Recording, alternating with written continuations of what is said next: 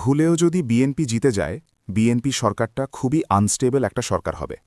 গণভোটে হ্যাঁ জিতলেও বিএনপি সংস্কারগুলো বাস্তবায়ন করতে দিবে না। সংস্কার বাস্তবায়নের দাবিতে জামাত, এনসিপি ও ছাত্র জনতা রাস্তায় নামবে। বিএনপি পুলিশ, ছাত্রদল দিয়ে ভায়োলেন্স করবে।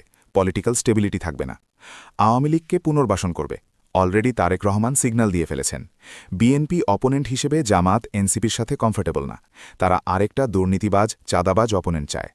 আগের সেই দ্বিদলীয় পুরনো বন্দোবস্তে ফিরে আনতে হবে। এই জন্য বিএনপির আওয়ামী লীগকে লাগবে। এই আওয়ামী লীগ পুনর্বাসন নিয়ে বিশাল ক্যাচাল হবে। বিএনপির ইতিহাস বলে তারা কখনো স্বাভাবিকভাবে ক্ষমতা ছেড়ে যায় নাই। যখনই তারা ক্ষমতায় ছিল, তারা ইলেকশন রিগিং করে ক্ষমতায় থাকতে চেয়েছে।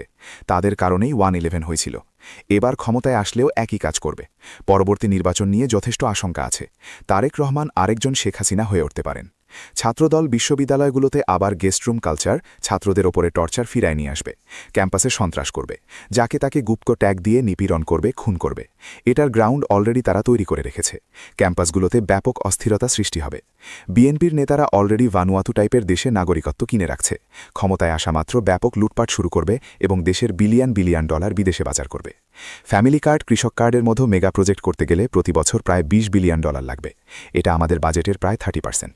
এই টাকার ম্যাক্সিমাম যাবে বিএনপি নেতাকর্মী ও আমলাদের পকেটে। অর্থ সংকুলান করতে গিয়ে ন্যাশনাল রিভার্স খালি করে ফেলবে। প্রচুর পরিমাণে টাকা ছাপাবে, যার ফলে টাকার মান কমে যাবে এবং হাইপার ইনফ্লেশন হবে। বাংলাদেশের ইকোনমি কোলাপস করবে এবং একটা দীর্ঘমেয়াদী রিসেশনের পথে আমাদের যাত্রা শুরু হবে। অবশ্য বিএনপির জেতার সম্ভাবনা কম। বিএনপি মানুষের আস্থা অর্জন করতে নিদারুণভাবে ব্যর্থ হয়েছে।